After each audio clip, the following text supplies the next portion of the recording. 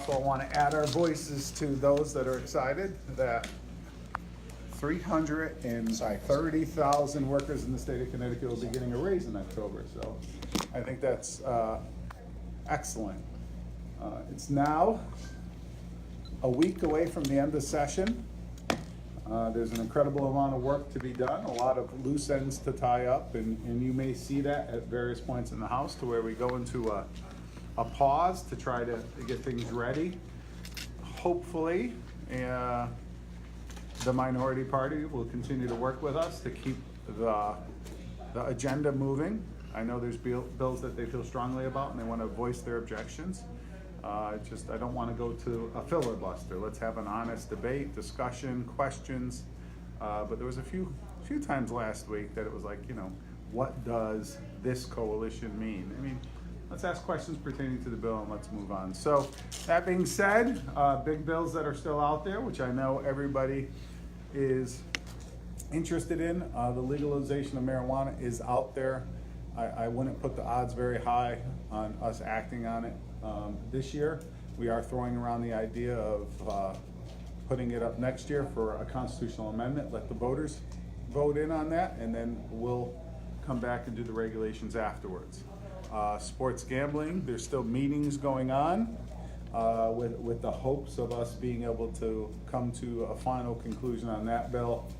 FMLA also out there. I talked to Robin Porter briefly yesterday. We spoke to the governor about it, and he's really focused on finishing up the budget. So I know it's very close, and we may have the proverbial handshake at some point later this afternoon or tonight. And then we'll have to all go back to our caucuses and go through the caucus process. So you could imagine when we'll be voting on it. It won't be in the next couple days at least. Did I miss any big bills that are out there? No, I mean, today we have a contract. We have our final contract in the House calendar for daycare workers that Representative D'Agostino will do. There is some language relating to the Janus ruling that Chairman Mike D'Agostino will do as well. So he'll have a busy day. But, yesterday we had a bill, to me, a really good early voting bill.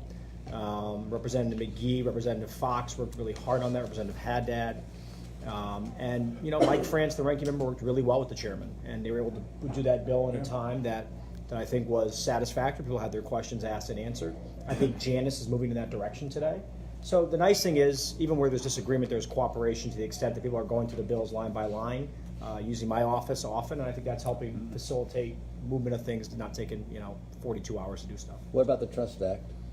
Still want to do that. We had a great caucus on that. It's very much a priority, and we have the budget is sort of just taking a lot of oxygen out of the room, and so I think my marching orders from my boss are we got to wrap this up because everything ties into that, and that's a very fair point. So it's hard to move on some bigger bills. Regarding the budget, what is your thinking as to how much surplus should be or could be used? We know that the governor wanted to use surplus funds to match the Dalio Foundation grant, and we also know that the nonprofit alliance is asking for $100 million to be used to help them. I mean, if you're giving increases in Medicaid to nursing homes and things like that, is that something you guys are looking at? I will say between the teacher's retirement, the scarf that we're going to have to do on that's about $390 million. That takes a large portion of it.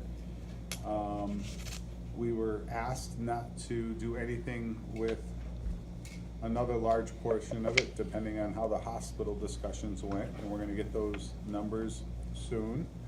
I don't know what's left of the surplus, but when we go in for the handshake and saying we have a deal, we're going to ask that question. But I know there was a couple large numbers out there that would use up the majority of the surplus before it got moved over to the rainy day. And I think just on that point, sorry Keith, just one thing too. It's important to note that we are not using all of the surplus because of the volatility cap, right? So I just think it's important to know, not saying your question assumed that, but the public should understand there's going to be another massive transfer of hundreds and hundreds of millions of dollars. We expect our rainy day fund by September to be $2.8 billion. So to balance a budget while using some funds that you need, but also having that protection on the back end is really really a dream come true, I think. And that was both of our real goals Yes, of it this, was. is that we were not gonna take the rainy day or the surplus, giving the limitations for any new ongoing expenditures. That just wasn't fiscally wise. Joe, can I just quickly build on what Matt said? Yeah. You have, I'm rounding up, a traditional surplus of 600 million, but like Matt said, you got another 800 in this volatility transfer you can't touch anyway. You're also projecting more than 300 million in volatility transfers for each of the next 2 fiscal years. And as you point out, you didn't touch your rainy day fund of $1.2 billion. I'm getting at, even if you take this year's operating surplus, you have a huge other chunks of cash lying around. Is any of that on the table? Because certainly some members of your caucus think it should be. For ongoing expenditures? Yes. No. Or to pay down debt. Pay down debt is still a discussion, We talked about and Keith, quite honestly, you bring it up consistently, which has spurred on discussions between the governor's office and the Senate. That provoked me by saying volatility transfer. Leave that in front of me. No, look, you are right. When you look at the long term, and one of our concerns has been, and we don't like doing it, is walking into the kindergarten class and handing over the credit card bill. That's why we fought so hard against prioritized progress. So if we're going to be true to that, we have to take the opportunities where we can. I don't know if we'll be able to wrap all that up in the regular session. The special session for what the governor has asked for on potentially tolls and economic development. Yep. I think paying down some of that debt, maybe considering some transfers over to pay down debt, is something we'll dig more into. And Keith, just one final thought too is the volatility number, the rainy day fund could be so high at some point over the next, we hope it is over the next 18 months. There might be a statutory requirement to start prepaying debt. I believe that is a $3.4 billion number, around there. We're actually getting close to that, where automatically you'd have some transfer to pay down long-term liabilities. But there are some signs that make us worry a little Sure, bit about of the course. economy. If you talk to car dealers specifically, for the period from January until the beginning of April, they saw drastic reduction in new car purchases. And you can point to a lot of reasons, but that's one of the things they look at when they're looking at the economy in a downturn. Some are saying it was the Trump tax cuts that really weren't tax cuts, to where the middle class wage earners who would usually get a return didn't get that return, and they didn't purchase a new car. But there is data out there that makes us concerned and don't want us to spend too much and ensure that we have a healthy rainy day. Yep. Can I circle back to sports betting? Sure. I know at the beginning of the favorite session, topic. there was a lot of support from both sides. I'm under the impression that talks have broken down, or that the tribes, what are the sticking points? Why is it, I know it's a complicated issue, Yeah. but what seems to be the problem? I understand that not everybody's coming to the table, the tribes want their own thing. I will say the governor's office gave it 3 months, and it was very difficult. I've been at this now 3 years, and it's equally difficult. But the meetings have been happening. I met with the lottery yesterday. I met with the tribes late last week. I will be calling Sports Tech in today. I've said all along that I think the structure we should utilize is our partners that we've been working with for many years. And it shouldn't be a money grab. Other states are starting to get ahead of us. Let's use the structures that we have in place to move forward. I think we're getting there. I just don't know if it's going to be in time for the end of the session. What about the tribes? Do you think that they should have the autonomy that they want? Is that a problem? You know, the compact is pretty inclusive, and when you're going to go outside of the compact, everybody's open to certain liability. When we've seen when liability is on the table, whether it was MGM's claims or other one, you get wrapped up in court, and if that happens, you're a few years out from it happening. So our goal has always been trying to find the path of least resistance, but doing it in a way that's responsible to the taxpayers. Not being here all the time on that issue, Yeah. but just to get an understanding, I mean, the compact was always exclusivity on slots. Wasn't that the original idea of the compact? But how has it gotten to a point where just about every part of sports or any sort of gambling or wagering that may happen in the state, it has to go through them? So you can check with the AG's office. They know the exact language better, but it is casino games. Okay. And that's why even when we did Keno within the bars and restaurants, we're actually paying to the tribes a certain amount of money for them not to pursue that, as that was their exclusive right. So we have to be careful for What's that. going And I on, think, Mickey? just, sorry, Paul, just I want on the gambling, I just think that, look, the East Windsor thing probably remains actually the stickiest point, believe it or not. And that's, right now, is probably going to end up in court, in federal court, if nothing is done, if there's not some sort of global settlement at some point. And that's the trick is, that can be talked for 5 years. And MGM's claim when they originally brought it was not ripe for consideration. It will be now. And so that's the hard part when you negotiate that is actually the hardest part. The rest of the stuff falls in place pretty easily, I think. So you're worried about the legal aspect? of it? Just It hasn't gone away. It's a legitimate, it's not a frivolous case. Not saying they'll win, but reasonable minds can disagree about what a federal court will rule on that. Paul always asks tough questions, No, but he's a it's Red not- Sox it's fan, not- so it's on to you. Tough night Paul. last No, night, Not Paul. a real, Paul. not a real tough question. What's this Janus fix of which you mentioned You in know the passing? details of the That was, I bills believe, more. a fairly significant I'm dangerous Supreme on the Court bills. ruling, so I'm The- just wondering what fix? The thought is, and again, there are some comments that came from the other side of the aisle, so I'll defer to Representative D'Agostino when he's ready to bring it out this afternoon or tonight. But generally, what it is saying is that for municipal and state workers, to the extent that they are hiring new employees, the unions have the right to reach out to those folks. It's not earth-shattering stuff at all. It's clearly within the bounds of constitutionality. They have the right to opt out. We know that. They don't have to pay their dues if they don't want to. But it's just saying, give us the opportunity to be in front of people and have conversations with them and provide information and things like that. So- about orientation, In fact, Yeah, in yeah. effect, a captive audience bill for new hires. I don't see it that way. I really But don't. I mean, no, I'm a new You know. hire, and I'm gonna have to sit and You know, listen to no, some union member. no, make- that's not what the bill says. They That's not what the reach bill out, says. they reach out to you. They have the ability to reach out to you. The company has to provide a letter. Hey, we just hired Matt Ritter.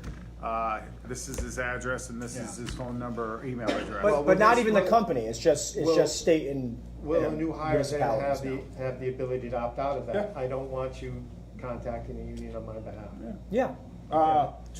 Wait, let's ask that again. I want to Yeah, make no, sure. I wanna, if So I'm if a the new union- hire and you say, we're going to send a letter to the union, letting them know we just hired you, and I say, no, I don't I think really so. don't want you to send a letter I to the don't know. union, I'm not interested in joining the union. I don't know that level of detail, but Also public information. I was going to say, every worker is public information. That's why I think there were some good changes to the bill yesterday in my office that Representative Fishbon and D'Agostino were going through, but we'll see what the final bill is. But I agree it did change a lot last night. Mike take actually pictures emailed of me at that? midnight. And I did not take pictures of that, but I will say, when members from both sides get together, it's really nice to see people work together. Even when they disagree, it's just nice to see that spirit of Well, cooperation. they often negotiate a bill and then vote against it, so, I mean, there's that too. But that's okay. Yeah, You I know. mean, In a special session on tolls and economic development, what issues will be a part of that? Will casinos and sports gambling come up? so we always design the call for special session.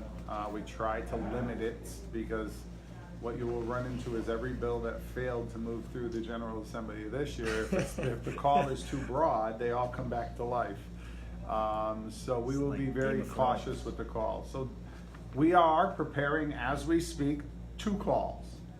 One, a call specific to come in for special transportation and economic development that we're trying to tailor down.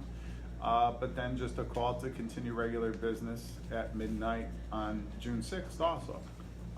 It's pretty standard procedure. If for some reason we find ourselves in a situation and we don't get through everything we need to get through, we will bang the gavel on one session and bang the gavel in on the next session and continue to work.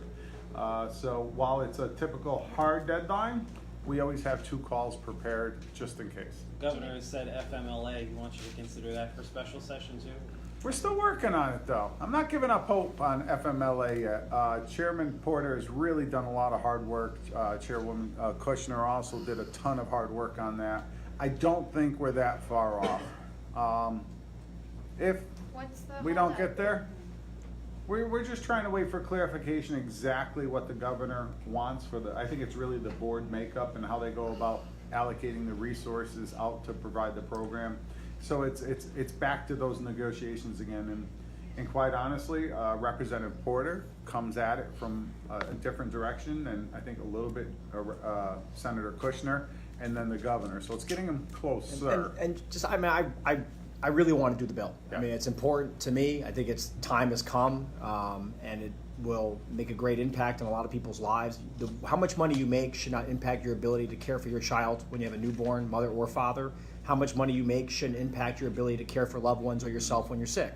That's what the fundamentally this bill does. So it's very much a priority. But hasn't the governor been pretty clear on what he wants with regard to the bureaucracy in the bill and structure? I mean, is it just the language? It's all negotiating. You know, I come out and I say, one thing is how I have to have it, and I know the people are over there. Hopefully we meet in the middle My somewhere. information is the governor has been anything but clear on what he wants in that. You just said a minute ago you're awaiting clarification from the governor. So are you telling us that almost a week after that blow up, you don't know precisely what the governor wants on that? The governor wants us to run the program in a way that's the most cost effective and that's what he said to all Sure, of that's us. the concept. Right. So beyond that, what exactly that means, we are floating different ideas. We thought maybe the board makeup, the board that would go out to RFP and decide the contracts, maybe if it's a little more slanted his way, does that give him enough comfort that they're gonna do that without putting it in? And so it's just, it's fine. Why But is it a it's guessing okay. game though? Why can't he tell you, this is how I want it? Because we are tightening up the budget and we just haven't gotten there yet. Okay, but he has not put, correct me if I'm wrong, he is not, the administration has not put language on the table saying, this is No, what we want. that's absolutely not. And And you know, so like if he was to veto it, you know, when you get the veto message, Yeah. it lays out why it was vetoed. There's not even a like pre-veto draft of But that. doesn't, I mean, the bill It would help enumerates- to have that, though. The bill It certainly would. enumerates things that can be contracted out, but I believe, you know, E or F or H or whatever it is one of these kind of nebulous and anything else you want to. So, I mean, is this just a matter of spelling it out more clearly that you can contract out the whole shebang? And I don't think that will pass our chambers. So that's sort of the problem. But in the interim, you're not running the Senate bill? You haven't yet? And you don't have a lot of time? No, I think, you know, I actually There's did. ample time. I actually did. There's ample time. There is, Yeah. seriously. Are you gonna run the Senate bill that he has said he's gonna veto, and it would turn out to be a waste of time? I don't know that it'd be a waste of time, because we could always pass companion legislation alongside of it, not on the bill, but another bill, to clear up some of the issues that he would like cleared up. When you say It's a major caucus priority to get this done. Yeah. So it's going to get all of our attention, all of our eyes, but we need something to work off of right now. What about the public option? What's happening with that? We're gonna continue to work on that today. I don't know where we'll land. It's also another one that's really important. We've heard a lot in the doors, about the costs, especially for small businesses, for healthcare, and we're trying to solve that. Are you comfortable with the decision to eliminate Husky A parents from that legislation and move them instead to the budget? If we were to do the opioid tax in its current form, I think it pays for it, so I would be comfortable with that, as long as those folks are getting the coverage. Is the marijuana bill too hot to handle in public for you guys? Is that it? You're gonna slough it off on the lawmakers in 2020, so you can lose $720 million in estimated tax revenue by the time it kicks in 2024? I think if we did an up or down vote in the House chamber on the legalization of marijuana, I think it would pass overwhelmingly. It's not the concept of legalization of marijuana, it's how we get the system up and running, what preferences are put into place, should there be the expungements. All those details are really what's bogging us down right now. So I, more in line with your opinion, or what you just stated, that yeah, we're putting a lot at risk. I thought this was going to be a pretty simple bill, that if we got up and running with a fair structure, would allow us to ensure that we're providing a safe product for those that wish to partake, and in a way that the state of Connecticut would make some money on But it. aren't you And that making it cons- harder on yourself? I mean, isn't a constitutional amendment, wouldn't that be more difficult? It's not I gonna don't- resolve those structural issues either. You can't put that on the ballot. But you cannot slough it off saying, oh, I'm just not, because this is what's happening. People that are not comfortable necessarily with the details of the bill, or they don't like one thing or another, they just say, well, I'm not really for the legalization Well, of what about marijuana. this- And it's not the Constitutional- answer for everything, Yeah. right? I think the difference and uniqueness to this question is how it's been done in other states. So the legislature gets elected to make tough decisions, and you can't just punt everything into the voters. We're not California where we do 94 propositions every year. And this particular issue, though, has been through groundswell, direct democracy type initiatives or referendums. Almost And so everywhere else. Every other state except for maybe Vermont did something, but even that's like homegrown. It's not up and running. So I think that's why, knowing where the problems are, it's more attractive to people than, say, another issue because they will throw out to the voters too. I think that's the distinction. Well, on the Okay, so it's gonna be constitutional. 2024 then, and it'll be $900 million. No, but I'm maybe hoping. not. I'm hoping. It's gonna take you a whole year to do the regs. Why after would you- anyone vote against putting it to the voters? I mean, we'll find out next year probably, but I'm just saying to myself, I'll do it this year if they'll agree to it. But Yeah. I mean, why would they vote against letting the voters decide? Well, I you mean, know, geez, talk about The Big fig Brother. leaves You are can't let the huge voters here. pick on this The fig issue? leaves are taking over entire bodies here. Can you No, believe- no. The constitutional amendment, I mean, even if you pass a Good constitutional Connecticut amendment, Republican would never vote against an amendment to let the voters pick, in my humble opinion. The voters, They have this year. the voters approved. That's the true spending. too, on early voting. So The voters I, approved the constitutional spending. only if cap. some of them. Yes. Yes, and we finally got it. For Yeah, them. really? Yeah. 2 Um, years ago. Those guys in the '90s couldn't figure it out. What can I tell you? We You did know? it. So you guys passed a constitutional amendment that maybe it's worded like your early voting one that says, legislature, you legalize cannabis.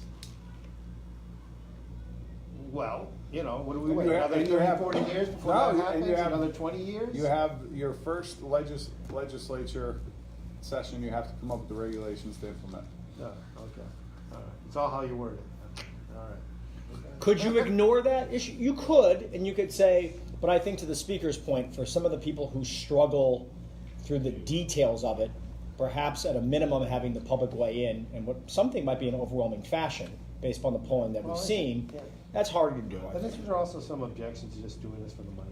I mean, isn't that one of the objections? It's not for the always money. it's always been both. It really is. It is an economic issue, but it's also a social issue. And I think for the first couple of social years, conservatives, but people who have social concerns, that's what I mean. yeah, They see it as, we struggled with it early. I think we got to the point to where we had the votes on the general consensus of the legalization, and now we're struggling with the details. It's not highly uncommon for this legislature. It is a deliberative, slow body by design. Think about some of the issues that we've struggled with over the years, and some of them have really been earth-shattering. Same-sex marriage, right? That was around for a while and kept going back and forth and different. I think I've been involved 2 or 3 death penalty debates, and then we finally got rid of that. That was another slow process. So some of these bigger issues take some time. That's why I always say, and I know it annoys probably half the people I serve with and all of you, our biggest strength has become our biggest weakness. We are the land of steady habits, and we refuse to change because that's just not simply how we do it. And it's put us at a competitive disadvantage in a whole host of areas, including porous borders that we are now having marijuana just pour into our state, and we have little or no control over it. Yeah, I mean, I'm not 19 anymore, but go ask anybody who's 21 years old. Say, can you find marijuana somewhere? And they're going to go, of course you can. And that was probably true in 1970. It's probably true in 1980. It's probably true in 1990. I mean, you can go to Rhode Island pretty soon, New York. If you want to fortify the border, if that's your argument, put that amendment on. At least you're being genuine with your argument. You saying you want to build a wall? That's what I mean. That's the argument people are making. They're going, you're going to flood. It's already here. It just makes no sense. So a more intellectual argument is that we should inspect every car at the border. That's more intellectual to me. If we build a wall, It's can we get the nonsense. notch back? I've always wondered why that notch Makes no is there. sense. Exactly. Has there Bringing T. Clark been anything Hellboy. happening in other states, whether it be Massachusetts or other states that have legalization right now over the last few months that's raised new concerns for legislators? No. So there's nothing new that's. No. No. And one of our members did like a day trip up to and he Yes. reported back that all went fine. So, I mean, the driving thing is something that they're getting better in Massachusetts. Actually, they have cops that are trained specifically in doing that. So that's when we want to learn from them. But I don't think the sky has fallen in Massachusetts. yeah. All right, we have to gavel. Appropriations is not making me late today, so if I don't gavel, it's totally on me.